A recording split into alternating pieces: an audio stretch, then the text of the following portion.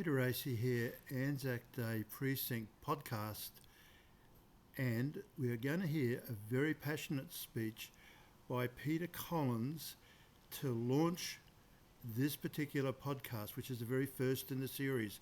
Enjoy. 2 whole pages in the Sunday Mail, the biggest selling newspaper in the state, to tell us, the Queenslanders out there that are still unsure, how do we get ANZAC Day? I'm sure the RSL invented it. I'm sure it just spontaneously burst into life because a lot of people were very sad that they'd lost nearly everything they hold dear in this life on a foreign way shore. They can't even go and visit the burial place, or if they knew there was a burial spot. For months and months and months, Queenslanders, people in the streets around here couldn't tell whether their son, father, brother, lover was dead, missing, or otherwise interred or incarcerated by the Turks. To the extent that all of those parts of the puzzle came together on January 10th, 1916, galvanised by a Church of England priest that wouldn't take it. Good morning, Peter Racy here, ANZAC Day Precinct podcast channel, and this is the very first podcast within the ANZAC Day Precinct YouTube channel set up. I hope you enjoy this recording. So, good morning, ladies and gentlemen, and honoured RSL guests. This is a really great privilege for me to be able to deliver this podcast it's going to end up as, because it is the very first podcast in the ANZAC Day Precinct YouTube channel, and Canon Garland is instrumental in bringing about ANZAC Day, and so this is a very suitable tribute to his work. However, this is also a first because I'm standing in front of what's called the Paradigm Lectern, and this little round disc in the front here is the very first offcut out of a Expo 88 sculpture that was especially commissioned for Expo 88. That stands 100 foot high and is 8 foot by 8 foot. And it was the very first sculpture in the world that had a computerized lighting system in it. It was originally 88 aircraft landing lights until they discovered that 22 of them were blinding the monorail passengers as they glided past it. So they disabled 22 of them and ended up with 66, which doesn't quite match to 1988 Expo 88, but that's the breaks. It was also the first sculpture in the world to be designed with the native computer. And back in those days, it was punch cards. And so when you did a calculation of a what-if analysis, it was one run overnight to get an answer. And they did about 8 or 9 of them. And unfortunately, they got it wrong. And that's the reason that it has been sitting in a cupboard. The Brisbane City Council has had it safely stored away. The advantage of that is that it hasn't been worn out by people looking at it. And I think that's very important. and if the Lord Mayor hears me tell that joke once again, he's going to kill me. Anyway, be that as it may. So, we are here today, besides using this beautiful lectern, which I must thank the timber workers for. This actually will go down and be part of the Queensland Maritime Museum display in front of the Lucinda boardroom, which has its own special history. Queensland Maritime Museum is the only museum in the world that was existing before an expo, during an expo, and after an expo in exactly the same location. No other museum in the world can have that claim to fame. And there are a lot of things about World Expo 88 that fall into that same category. So even though we're a small expo, we do have a lot of very important history. And if you are interested, there is a YouTube channel, Legacy of Expo 88 YouTube channel. It only has about 680 YouTubes in it. And I know that's a bit, light on. But it does have fleshed out quite a bit of important history sitting in there. And it's much the same as the Brisbane Tennis Trail YouTube channel, where the history of the statue is documented in minute detail. Isn't it, Hazel? Because you featured many times within that. And it's YouTubes and podcasts, they're just a marvellous way of capturing history and being able to leave a trail behind that then helps, museums like this, regional museums that could struggle for a message but reach a wider audience. And only yesterday I was on David Iliff's radio show talking about the importance of the Roy Emerson Museum, amongst other things I was talking about. And so that will end up being a podcast as well. Now, on to the main game, which I'm sure that you'd like to think that you've come along this morning and actually left a little bit more informed than what you arrived. So, Canon Garland, very important person in the mythology of ANZAC Day. And you might be surprised to know that ANZAC Day is a Queensland construct. The very first ANZAC Day committee in Australia, and I'm fairly certain at the present stage the only one that's continued on, was formed in 1916 in Queensland. And it had as its chair the Premier of the day and had as its deputy chair the opposition leader. And that membership has continued on right to this day. And it meets every year. And during ANZAC Day, you know those little blue badges you sell? They go to fund the memory of ANZAC Day and what it stands for. And Canon Garland ended up putting himself forward to be the secretary of the ANZAC Day Committee, and you'd call him a workaholic. And in the days when there weren't emails, and I can edit that little stuff up out. And in the days when there were weren't emails, he wrote thousands of letters spreading the core messages of what ANZAC Day was about, and then started to coordinate the responses so that we did end up with a public holiday that was more than just a day off. It was a proper public memorial day. And the minute silence and the odes and all the rest of it were not necessarily Queensland's creation, but Queensland coordinated and driven so that it had a uniformity across the whole of Australia and New Zealand. And funny enough, New Zealand picked up a lot of these things first, and then we started to copy the best of what was being formulated. But it always came back to Queensland and then went to the other states. And it's a very fascinating story. And the importance of it can now be seen in Toowong, because Canon Garland is buried in the Toowong Cemetery. Right next to where he's buried is Garland Terrace. And Graham Quirk arranged the cemeteries, all the streets within the cemeteries have names. And in the Toowong Cemetery is Garland Terrace. Also in the Toowong Cemetery is Canon Garland Place.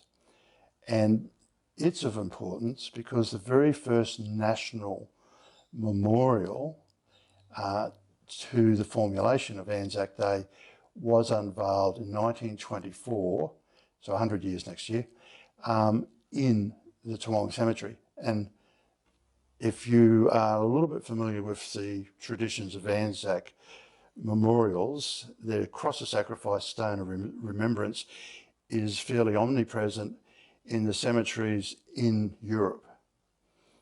And this was the first time that those two had been incorporated and displayed in a cemetery in Australia. There had been crosses of sacrifice and stone of remembrances in Adelaide in particular, but it wasn't in a cemetery, it was just in a park.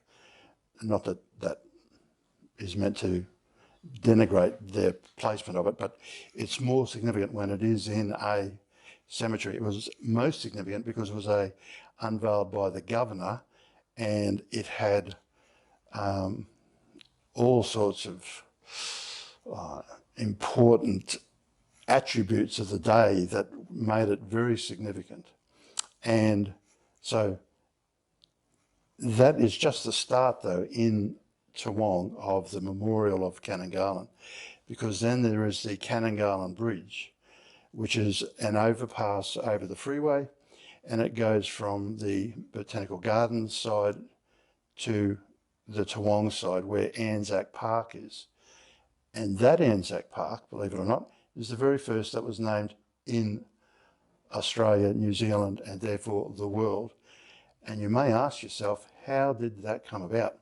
And it's a very interesting story, and a very cheeky story, because the Toowong City Council had acquired, in 1912 or thereabouts, the old rifle range that was part of the Toowong Cemetery. And Toowong Cemetery had sold it off to raise funds to acquire other blocks of land to square up the cemetery, because it wasn't a complete city block. So they'd sold that. The Toowong Cemetery had acquired it, and then they acquired it just before World War I started. And of course, World War I starts, and they have a park called Rifle Range Park. So it's obvious that it's suitable to be renamed. And what had happened was that the Commonwealth government realised that the name ANZAC was going to be very important. And so they passed legislation to control its use. The Toowong Council named it and then asked permission.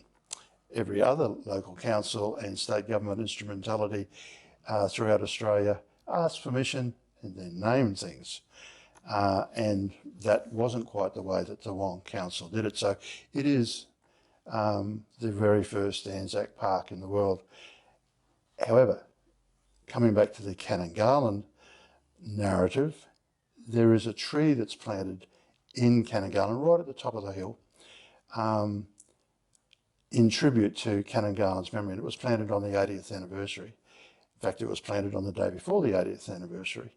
On the 80th anniversary, the old Toowong pedestrian and cycle overpass, a really riveting name, was changed to Canon Garland, which is more amazing because it was changed by a state Labor government, and in particular by a left-wing minister. So the significance of Canon Garland has really resonated throughout, the whole structure of the state government.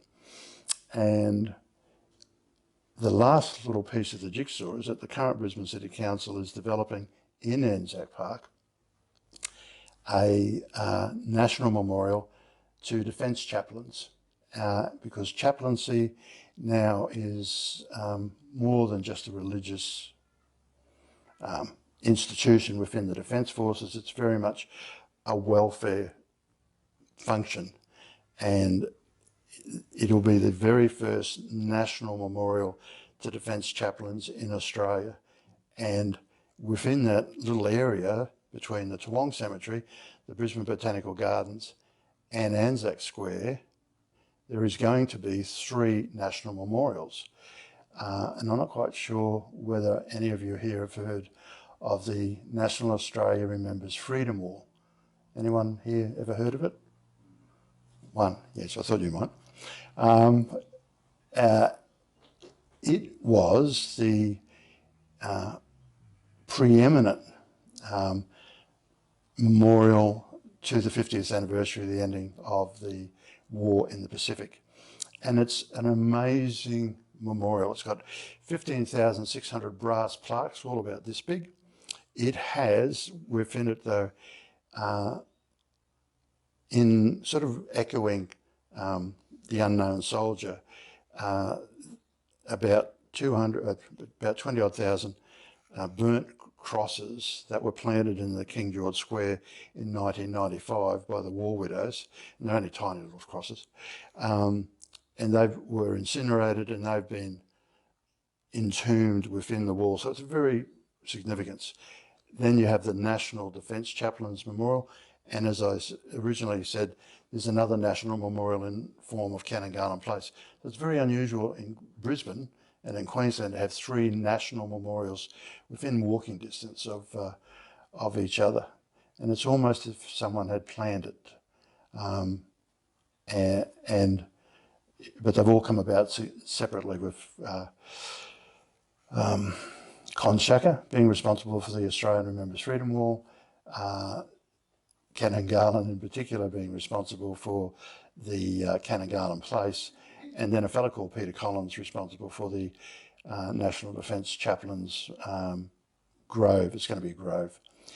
So that, I hope, demonstrates the significance of Canon Garland. And I will now come back and complete the story, because you're probably still a little bit mystified. Well, what work did Canon Garland do? Well, he coordinated the public holiday. He coordinated the minute's silence. He coordinated the rite of passage and service of ANZAC Day. And as I said, it was made up of parts imported, some things that were originated.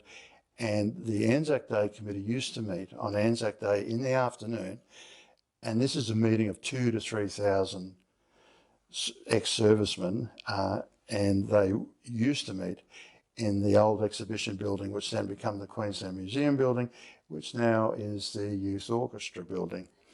And there's a plaque out the front that signifies. And so that's where they used to meet, in there. And so it wasn't a matter of a small group of people that were driving it. It was a large public movement.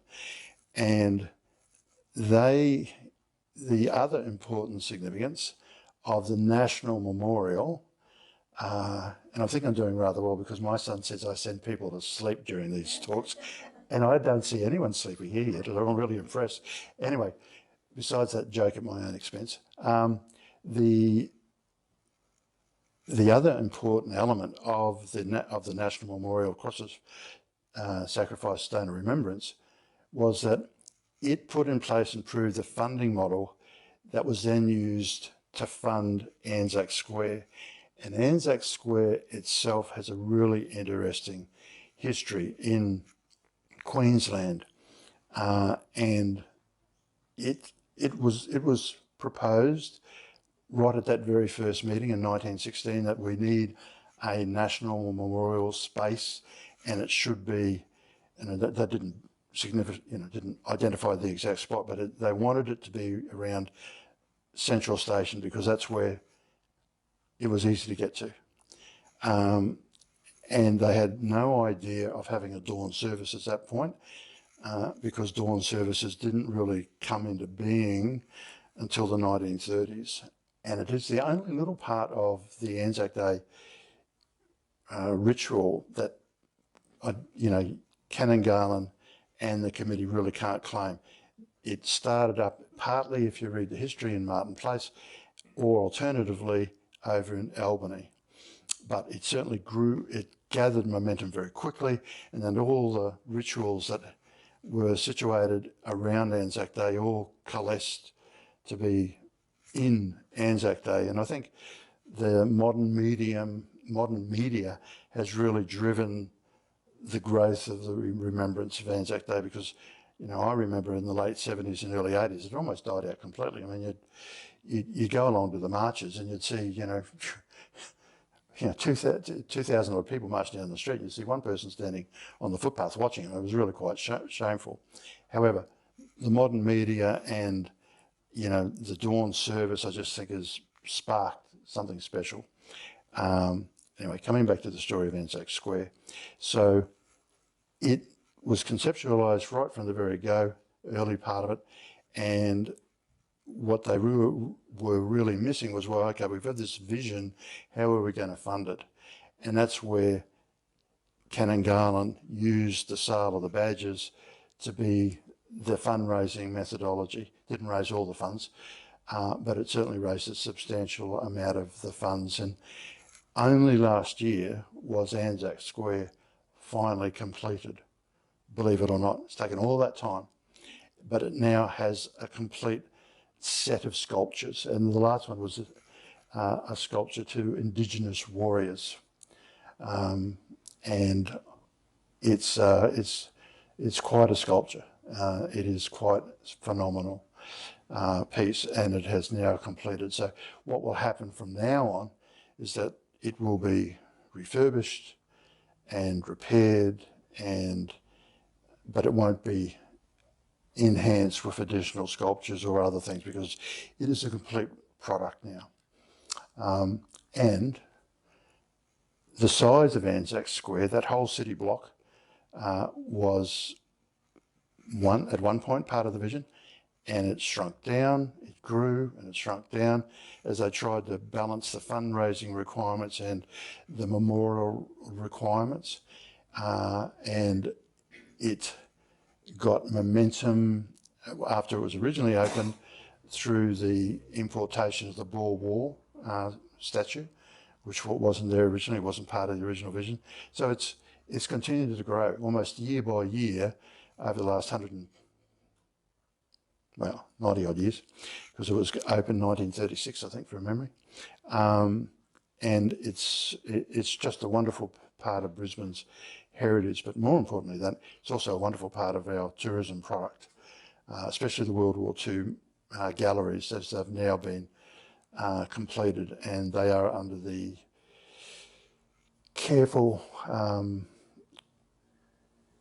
control of the John Oxley Library, and they have wonderful shows and talks there on an ongoing basis, and it's really a feather in the cap to the John Oxley Library. And I think I have covered all of the topics I needed to. I think I've completed my task, and I will take questions if that is a question, or are you telling me to shut up? I don't know. Could you please tell us a little bit more about Canon Garland? Himself? Yes. I'm not an expert on all of this, I must admit. There's a fellow called Peter Collins, which I know that you did ask, and for reasons of travel time that he couldn't come up here. And I probably should have mentioned it a little bit earlier, but there is actually a webpage called the Canon Garland Memorial webpage, and that's not a way of getting out of the answer to the question, but within that webpage, there are literally hundreds of pages of explanation of his history. Now, in a nutshell, he migrated out to Australia.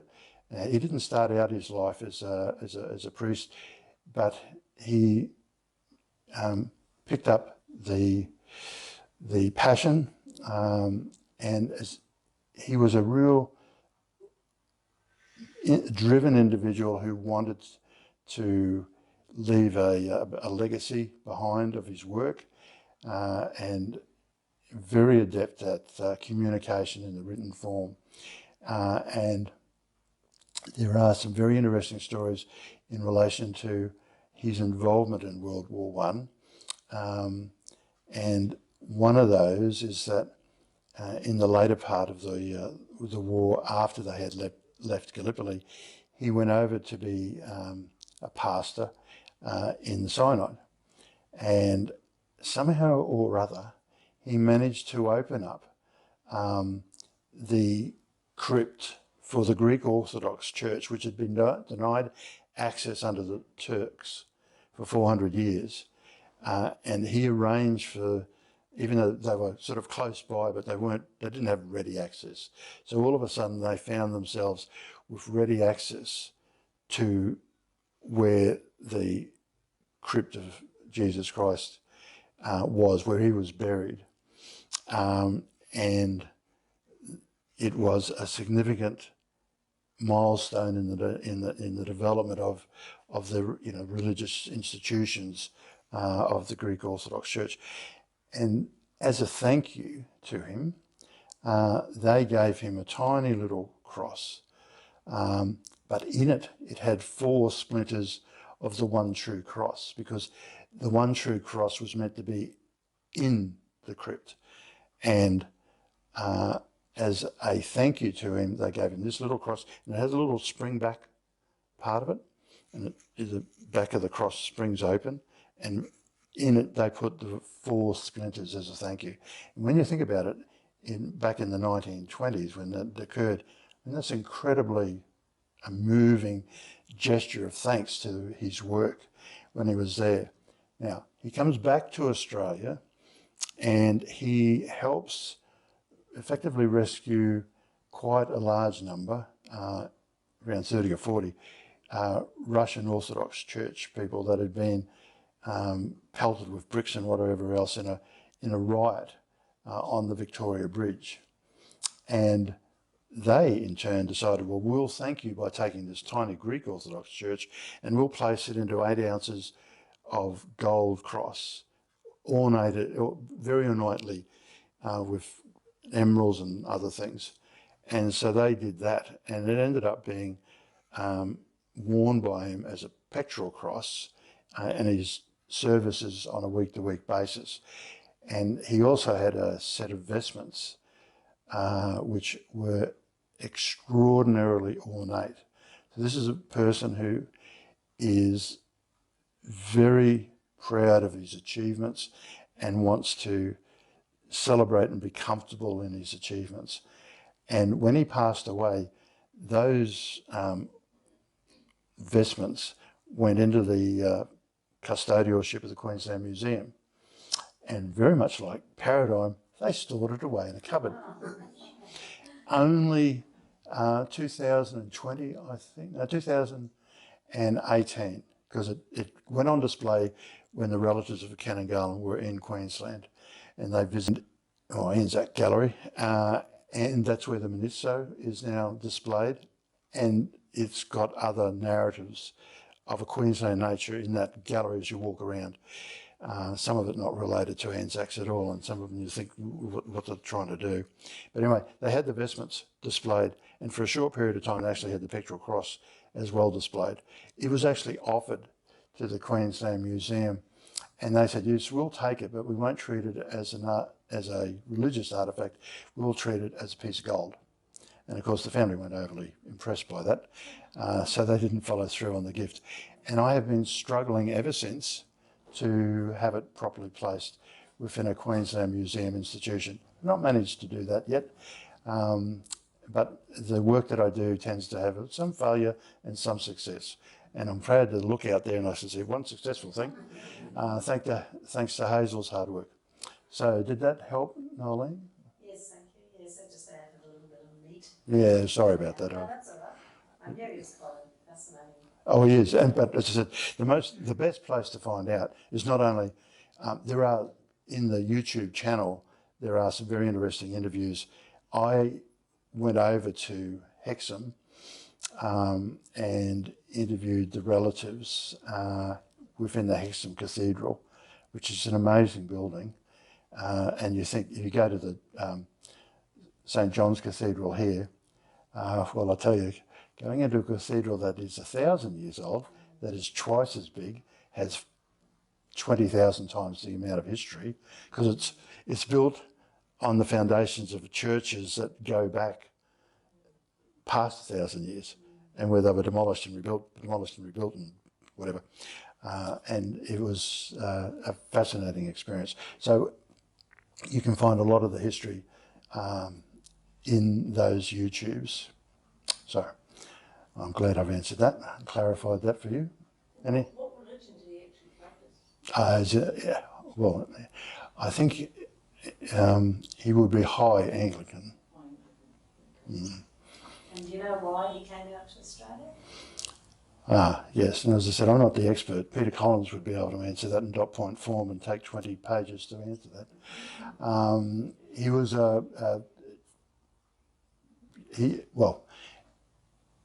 as it was just, you know, the lifestyle that was available here was far superior to where he come from, because it was when he came out here it was during the potato famine part and era.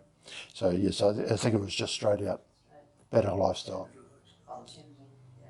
Is he Irish? Did I miss it? He spent, before he came out to Australia, he did spend a lot of time in Ireland, but no, I don't think he is Irish. But again, maybe I should have looked a little bit more. I just thought I mentioned it. No, you didn't miss it. I didn't mention it. And I didn't mention it because I don't really know, to be honest. I don't think he is Irish. But he had a very close relationship to the Irish Church. Well, Irish, yeah. So no, any other questions from an RSL perspective? If I missed something? No? Just piqued my interest with ANZAC Square. Is that underground tunnel, is that open all the time with all the names? Well, there is two components to that. There is the tunnel component, which is just a pedestrian connection, which now though has been decorated with visual paraphernalia. And then there is the formal parts, which are more sort of from the footpath on, although I must admit I've never done any, I'm pretty sure it's not under the road proper, it's just under the footpath on. And there are three components to that now. One is the World War I entrance, which is the long entrance, and that's just got some amazing memorials in there. And then you get to the end of that, you go right, and that's where the World War II galleries are, and that's is definitely under that top left hand, well, as you're looking into ANZAC Square, right hand part of the platform above.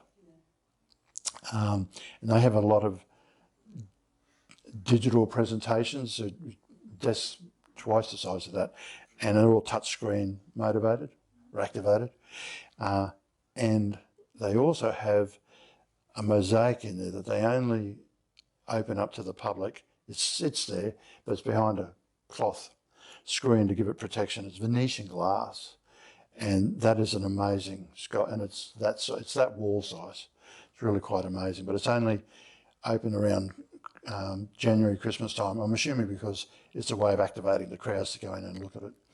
And then you have the walkway, and then across the walkway is a bit of an inactive space. They use it for meetings and conferences and other things, but it does have a few leftover memorials that don't appear to have a home anywhere else up on the walls. And it is open most days. I'm not sure about public holidays though, but if you Google ANZAC Day, ANZAC Square, it's now very well documented. And it, I was just thinking that's what piqued my interest. yeah, no, it's a quantum leap past anything you would have remembered it. It is really quite significant. Yeah, that's Well, it would be worthwhile, I can assure you. Yeah, where's the Freedom Wall? that is in the Brisbane Botanical Gardens, and What's at Mount Coot-tha? that's the Brisbane Botanical Gardens. That's the Brisbane Botanical Garden? Yeah, because the other one is the City Botanical Gardens. Yeah, well, John's dad's name's there. I haven't seen it yet. Oh, yeah, well, good luck finding it because it's not in any particular order. Oh, it is actually. It's in alphabetic order, so you'd be able to find it. You need to, He and Peter had a son and his girlfriend at the time. Yeah. Well, Peter had come back from overseas, that's right, and they went up to Mount Coot-tha. And so, I hadn't been there. that was another labour of love because I got involved in that, well, 2018 actually, and it was very run down because the curator of the Brisbane Gardens really didn't like this 4 hectares of his gardens taken up with a war, in inverted commas, memorial, and he couldn't see the significance of it. And it took a lot of nagging, which I'm quite good at, I've discovered. And anyway, they did finally restore it, and it's been freshly painted, and all the brass plaques. What happens is that, because it's out in the open, which it is, and they are brass plaques that have been specially coated, the coating obviously breaks down. And once the coating breaks down, then the brass tends to become a bit tarnished, and then the black lettering tends to fall out of it. They went through, and this was done at federal government expense, because they look after the brass plaques, but they don't look after the structure. The Brisbane City Council looks after the structure. And I ran a campaign to have the whole thing refurbished for the 80th anniversary of its unveiling. Was it the 75th? For the 75th anniversary of its unveiling. Because the flagpole, it's got a beautiful flagpole out the front. You can't see it because when the flagpole was erected, the trees were 15, 20 metres lower. So they've grown up, you can't see the flagpole, which means that you can't see it from the lookout, which you could originally. So there was a lot of reasons why. And it is the only place in Australia that flies an Australian flag 24/7, and you'd understand this. Well, that's not quite true. It's not the only place. There's one down here that isn't properly uplit. And their logic is the gardens aren't open at night, so therefore no one sees it, no one knows about it, and we won't do anything about it. And the flag is the same size flag that flies on top of Parliament House. It's a huge flag, and it's not uplit. And anyway, it really annoyed me. But no, it's one of those things where I pushed my luck completely with the Lord Mayor on that one. However, it has now been restored, and now it's restored and it's got proper signage. People are going to it, and there's in 20 or 30 people a day. And so now the curator really loves this thing because it brings people in. So anyway, and I don't know whether I was answering a question or just prattling on there, but anyway. That's taking on what Peter was saying about ANZAC Square. To attend a dawn service down there is something magical, mystical. It is indeed. It is a lovely, it's got a great energy, that's right, yeah. Yeah. Actually, our town of Blackbutt is quite interesting with its history regarding ANZAC Day. Wow. Our RSL, who was one of the very first, and it was chartered on the 25th of April 1918. War hadn't finished, and the monument that we all call the Little Digger down here was commissioned in 1919 and is only one of 3 of that type of statue in Australia. That sounds like a perfect topic for a podcast. I'm going to sign you up for one. Sorry? I said, that sounds a perfect topic for a podcast. I'm going to sign you up for one, because when you come back and you have a look at the way ANZAC Square came about, so there was the National Memorial 1924. You go and have a look at the date on your statue down here. Go up to Nanango, go to Kingaroy, go to Toowoomba. All 1920, 1921, 1922. Very rarely do you ever find anything post-1924. And it's because the way Canon Garland drove all of this was that he sowed the seeds of thought right throughout the whole state, and then did the one major national memorial in Brisbane. And even in Brisbane, all of their memorials are mostly pre-1924. And then he set the committee's mind to, well, how are we going to do the major memorial?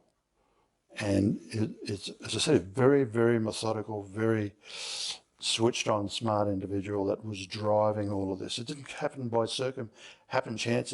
It happened because someone drove it. Yeah, so. But that's really great to know that. Thank you. I love learning things when I come along to this. Anyway, all right. I've run out of things to say and I want a cup of coffee, so I hope everyone has enjoyed that.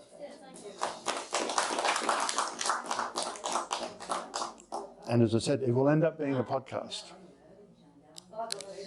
Thank you, ladies and gentlemen. They shall not grow old, as we that are left grow old. Age shall not weary them, nor the years condemn. In the going down of the sun, and in the morning, we will remember them. That we forget. Thank you, Peter. Very well. Thank you for a very interesting morning.